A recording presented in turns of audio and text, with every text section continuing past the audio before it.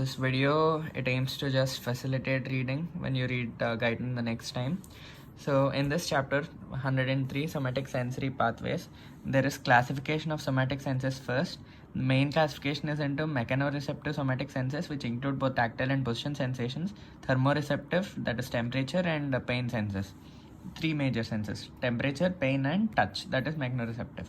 However, when you talk about other classifications, they include exteroceptive and proprioceptive, which come under superficial sensations that are coming from the skin and subcutaneous tissue, visceral sensations from the viscera, and deep sensations, that is vibrations from the muscles, the fascia, etc. And when you talk about tactile receptors, there are six entirely different types of tactile receptors. You have free nerve endings, you have Meissner's corpuscles, which are highly sensitive, you have Merkel's discs, and a group of Merkel discs, it evaginates into the epithelium. It is called an ego-dome receptor. And you have hair end organs, you have Ruffini endings, and you have Pacinian corpuscles.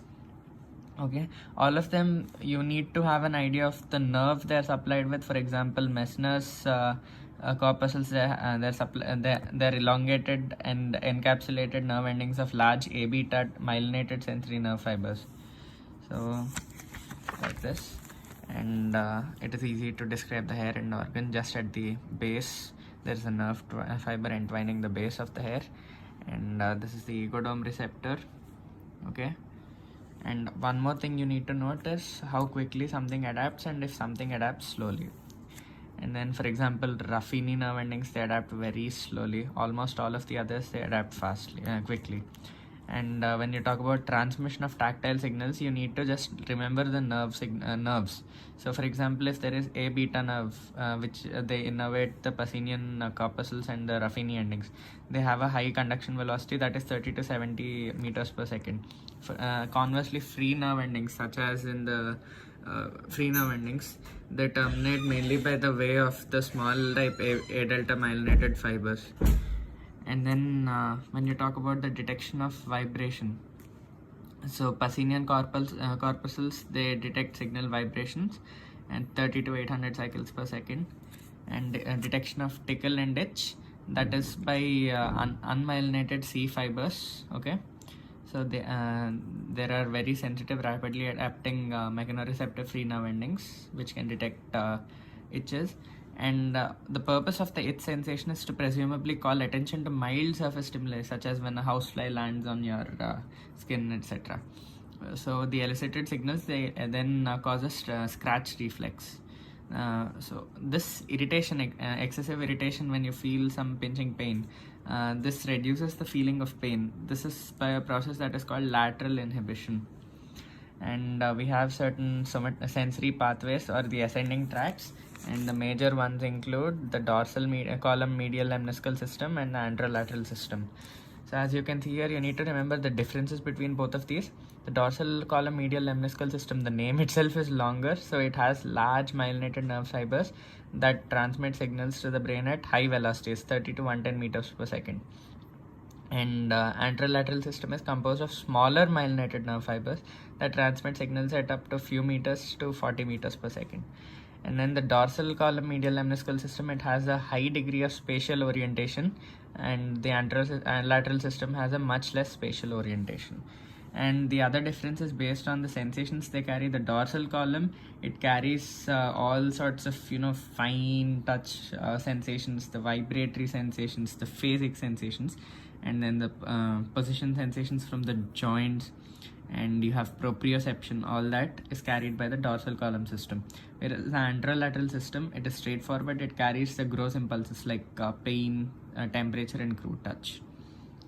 So when you talk about the tracts themselves, you have the dorsal column medial lemniscal pathway and the anterolateral pathway. All of them are very easy. I've explained them in a different video. And you can see this diagram here where everything ends. Okay, you have this here, and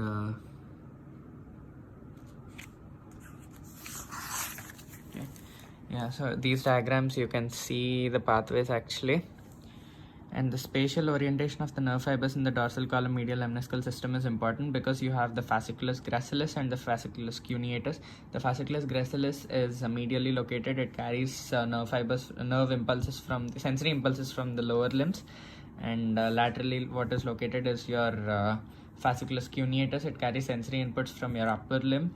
So this is the spatial orientation of the nerve fibers. This is important in the dorsal column system. And then you have the Weber-Fechner's principle. This can be asked as a short answer question. So this states that gradations of stimulus strength are discriminated approximately in proportion to the logarithm of the stimulus strength. So interpreted signal strength is equal to log of the stimulus plus the constant. So you have the graph here. And then you also have the power law, which states that the interpreted signal strength is equal to constant times the stimulus minus k. All these are different constants each time. And then the position senses, you have them.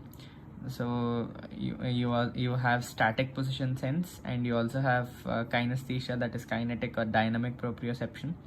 And these position sensory receptors, you have skin tactile receptors and deep receptors near the joints. These deep receptors, what they do is they detect any changes in the angulation at the joint or something like that. And for that angulation change detection, you have muscle spindles. Okay, they're among the most important receptors for this. So when the angle of a joint is changing, some muscles are being stretched while some others are loosening. And the net stretch, it is transmitted into the computational system of the spinal cord and higher regions of the dorsal column system.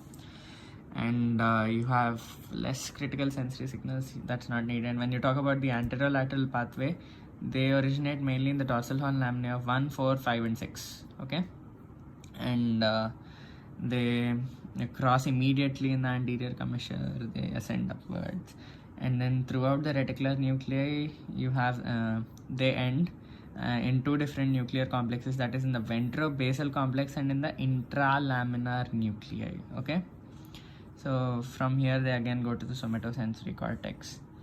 So you have all that only, and then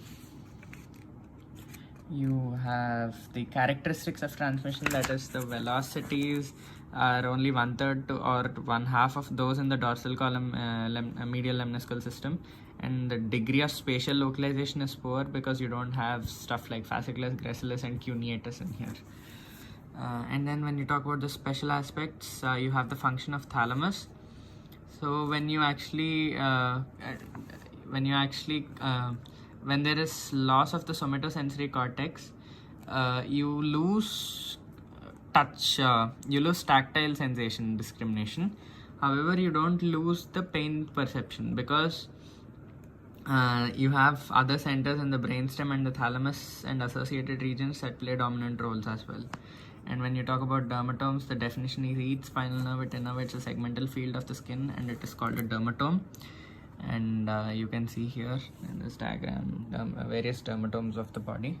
And then finally, there is a law of projection, which states that stimulating any afferent nerve fiber at any point in its path that carries sensory information to the brain, it will give the impression of the specific stimulus to the brain at the spot where its receptor is present. So that is the law of projection.